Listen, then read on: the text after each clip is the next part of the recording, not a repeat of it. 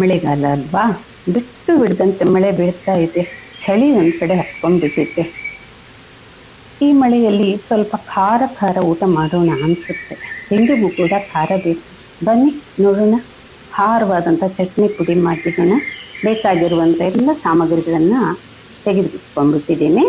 ಒಂದಾದ ನಂತರ ಹೇಗೆ ಮಾಡೋದು ಅಂತೇಳಿ ಸ್ಟೆಪ್ ಬೈ ಸ್ಟೆಪ್ಪು ನೋಡಿಬಿಡೋಣ. ಒಂದು ಕಡಾಯಿಯನ್ನು ಸ್ಟವ್ ಮೇಲೆ ಇಟ್ಕೊಂಡ್ಬಿಟ್ಟೆ ನಿಧಾನವಾಗಿ ಒಂದೊಂದಾಗಿ ಹುರಿತಾ ಹೋಗೋಣ. ಒಣಮೆಣಸನ್ನು ಹಾಕೊಳ್ಳೋಣ. ಜೊತೆಗೆ ಸ್ವಲ್ಪ ಎಣ್ಣೆಯನ್ನು ಸೇರಿಸ್ಕೊಳ್ತೀನಿ. ಹುರಿಬೇಕಲ್ಲ, ಇಲ್ಲಾಂದರೆ ಘಾಟ್ ಇರುತ್ತೆ. ಹಾಗಾಗಿ ತೆಂಗಿನೆಣ್ಣೆ ಇದ್ರೂ ಚೆನ್ನಾಗಿರುತ್ತೆ. ಎಣ್ಣೆಯನ್ನು ಸೇರಿಸ್ಕೊಂಡು ಸ್ವಲ್ಪ ಲೋ ಸ್ಲಿಮ್ಮಲ್ಲಿ ಏನು ಮಾಡಬೇಕು, ಹುರಿತಾ ಹೋಗೋದು. ಸ್ವಲ್ಪ ಹುರಿದ ತಕ್ಷಣ ಅದ್ರ ಜೊತೆಗೆ ಉದ್ದಿನ ಬೇಳೆಯನ್ನು ಇಟ್ಕೊಂಡಿದ್ದೀನಿ, ಅದನ್ನು ಸೇರಿಸ್ಕೊಳ್ಳೋಣ. ನಿಧಾನವಾಗಿ ಹುರಿತಾ ಹೋಗ್ತಾ ಇರೋಣ. ಸ್ವಲ್ಪ ಬಣ್ಣ ಬರುತ್ತೆ. ಬಂದಾದ ತಕ್ಷಣ ಅದ್ರ ಜೊತೆಗೆ ನಾನು ಸ್ವಲ್ಪ ಜೀರಿಗೆಯನ್ನು ಇಟ್ಕೊಂಡಿದ್ದೀನಿ, ಜೀರಿಗೆಯನ್ನು ಸೇರಿಸ್ಬಿಡೋಣ. ಜೀರಿಗೆ ದೇಹಕ್ಕೆ ಕೂಡ ತುಂಬ ಒಳ್ಳೆಯದು. ಚಟ್ನಿ ಪುಡಿ ಜೊತೆಗೆ ಅದನ್ನು ಸೇರಿಸಿದಾಗ ಗಮ್ಮಂತ ಪರಿಮಾಣ ಬರುತ್ತೆ. ಜೀರಿಗೆಯನ್ನು ಸೇರಿಸಿದ ತಕ್ಷಣ ನಂತರ ನಾನು ಸ್ವಲ್ಪ ಹಿಂಗೆ ತೆಗೆದಿಟ್ಕೊಂಡಿದ್ದೀನಿ, ಬೇವಿನ ಸೊಪ್ಪು ತೆಗೆದಿಟ್ಕೊಂಡಿದ್ದೀನಿ. ಆಮೇಲೆ ಹಿಂಗನ್ನು ಹಾಕ್ಕೊಂಡ್ಬಿಡೋಣ. ಸ್ವಲ್ಪ ಗಮ್ಮಂತ ಪರಿಮಳ ಬರುತ್ತೆ ಮತ್ತು ಜೀರ್ಣಕಾರಿ ಕೂಡ ಇರುತ್ತೆ. ಹಿಂಗನ್ನು ಸೇರಿಸ್ಕೊಳ್ಳೋಣ, ರುಚಿಗೆ ಚೆನ್ನಾಗಿರುತ್ತೆ. ಪ್ಲಾಸ್ಟಿಕ್ ಹಾಕಿದ್ರೂ ನಡೆಯುತ್ತೆ. ಹಿಂಗನ್ನು ಸೇರಿಸ್ಕೊಂಡು ಬಿಡ್ತೀನಿ.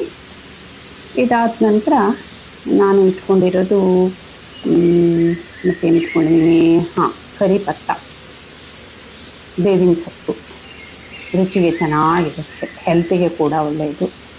ಅದು ಸ್ವಲ್ಪ ಹುರಿದ್ಬಿಟ್ರೆ ಚೆನ್ನಾಗಿರುತ್ತೆ. ಗರಿ ಗರಿ ಆಗಿಬಿಡುತ್ತೆ ಅಲ್ವಾ, ಹಾಕ್ಕೊಂಡು ಹುರಿದಿದ್ದನ್ನ. ಆಮೇಲೆ ಅದ್ರ ಜೊತೆಗೆ ಸ್ವಲ್ಪ ಕೊಬ್ಬರಿಯನ್ನು ಸ್ಲೈಸ್ ಮಾಡಿ ಇಟ್ಕೊಂಡಿದ್ದೀನಿ, ಬೆಲ್ಲದ ಪೀಸನ್ನು ಇಟ್ಕೊಂಡಿದ್ದೀನಿ. ಜೊತೆಗೆ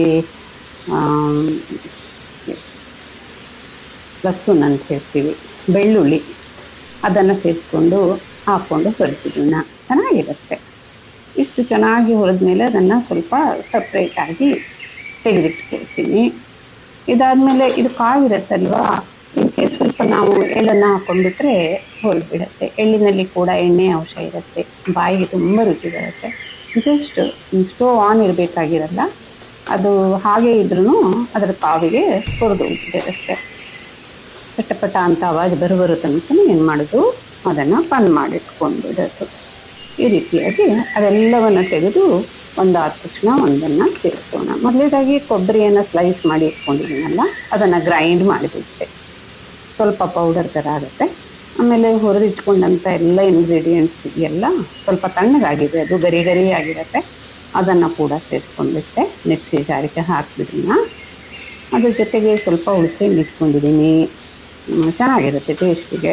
ಒಂಚೂರು ಬೆಲ್ಲವನ್ನು ಇಟ್ಕೊಂಡಿದ್ದೀನಿ, ಅದನ್ನು ಕೂಡ ಸೇರಿಸ್ಬಿಟ್ಟೆ. ಆಮೇಲೆ ಟೇಸ್ಟಿಗೆ ಬೇಕಲ್ಲ, ಎಷ್ಟು ಬೇಕು ಅದು ರುಚಿಗೆ ತಕ್ಕಷ್ಟು ಉಪ್ಪನ್ನು ಹಾಕ್ಕೊಳ್ತೀನಿ. ಆಮೇಲೆ ಬೇಕಾದರೆ ರುಚಿ ನೋಡಿಬಿಟ್ಟು ಮತ್ತೆ ಬೇಕು ಅಂದರೆ ಸೇರಿಸ್ಕೊಳ್ಳೋಣ. ಹೊರದಿಟ್ಕೊಂಡಂಥ ಎಳ್ಳನ್ನು ಮೇಲಿಂದ ಸೇರಿಸ್ಕೊಳ್ತೀನಿ. ಇದೆಲ್ಲವನ್ನು ಸೇರಿಸ್ಕೊಂಡ್ಬಿಟ್ಟು ನಿಧಾನವಾಗಿ ನಾವೇನು ಮಾಡೋಣ, ಗ್ರೈಂಡ್ ಮಾಡಿಬಿಡೋಣ.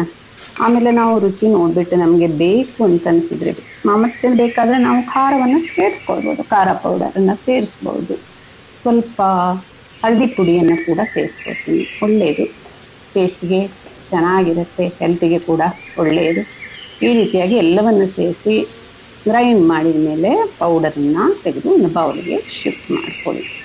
ನೋಡಿ ಎಷ್ಟು ಚೆನ್ನಾಗಿ, ಎಷ್ಟು ರುಚಿಯಾಗಿ, ಖಾರವಾಗಿ, ಹುಡಿಯಾಗಿ, ಸ್ವಲ್ಪ ಸ್ವಲ್ಪ ಸಿಹಿಯ ಒಂದು ರುಚಿ ಇರುವ ಚಟ್ನಿ ಪುಡಿ ರೆಡಿಯಾಗಿದೆ. ನೀವು ಕೂಡ ಟ್ರೈ ಮಾಡಿ, ಲೈಕ್ ಮಾಡಿ, ಶೇರ್ ಮಾಡಿ, ಸಬ್ಸ್ಕ್ರೈಬ್ ಮಾಡಿ. Thank you for watching. ಮತ್ತೊಮ್ಮೆ ಭೇಟಿಯಾಗೋಣ ಮುಂದಿನ ಯಾವುದಾದ್ರೂ ಒಂದು ತಿಂಡಿಯ ಜೊತೆ.